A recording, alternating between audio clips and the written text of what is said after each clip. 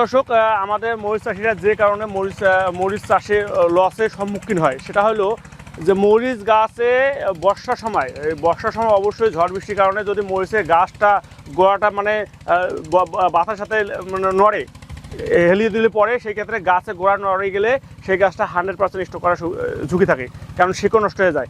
শিকড় নষ্ট হলে অতিরিক্ত টেম্পারেচার কারণে তখন এটা সমস্যা শুরু হয়।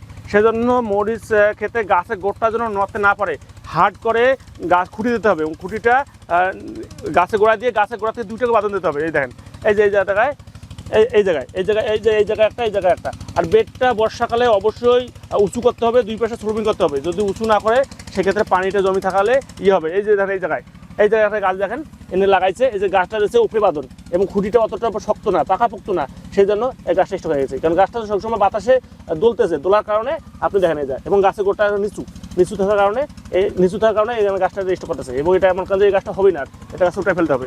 সেজন্য অবশ্যই আপনারা যে গাছগুলো মরিচ খেতে যে মরিচ লাগাবেন সেই ক্ষেত্রে গাছে পাকাপোক্ত বাঁশের খুঁটি দিতে হবে, খুঁটি দিয়ে দুটো করে সুন্দর করে বাঁধন দিতে হবে, এই জন্য গাছটা নষ্ট না পড়ে। আপনার যে বর্ষাকালের জন্য যে জমি নির্বাচন, আপনার যে দোআঁশ মাটিটাই ভালো, বেলে দোআঁশ মাটিটা আছে। আর পলি পড়া যে মাটিটা, এটা ময়েশ্চার দেখি বেশি থাকার কারণে গাছে প্রচুর খাবার এবং গাছে প্রচুর খাবার থাকাতে ফলন আসছে, কিন্তু বাট আপনার মনে করেন যে গাছের রোগ প্রতিরোধ ক্ষমতাটা অনেক কমে গেছে সবসময় জমিতে রস থাকার কারণে।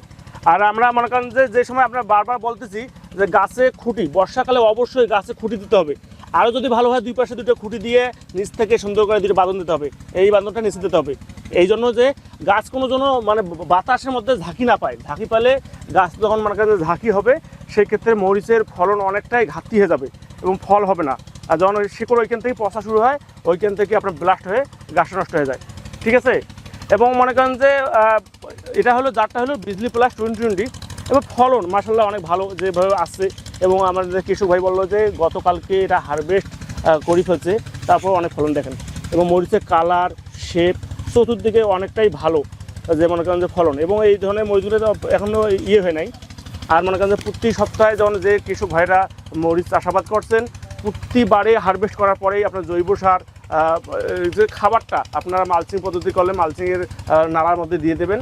এই নালার থেকে মনে করেন যে পানিটা শুকিয়ে গেলে এখান থেকে খাদ্যটা গ্রহণ করবে, সেক্ষেত্রে ফলনটা দ্বিগুণ হবে।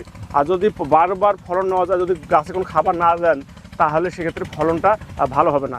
তাই আপনারা এই বর্ষাকালে আমরা যে বারবার বলতেছি মরিচ গাছের জন্য খুঁটিটা খুব সুন্দর করে দেওয়া হয়, খুঁটিটা খুব সুন্দর করে দিলে এবং অনেক ভালো হবে। এই দেখেন মরিচে দেখেন কত সুন্দর মরিচ এবং খুঁটিটা গাছের দূরে দুইটা দিলে ভালো হয়, একটা দিলেও আপনার মানে গাছের গোড় থেকে দুইটা বাঁধন দিতে হবে, সেক্ষেত্রে জন্য মানে না নড়লেই ফলন একটা মোটামুটি একটা ভালো হবে এবং হবে না। দেখেন এত সুন্দর গাছটা যে কীরকম মরিচ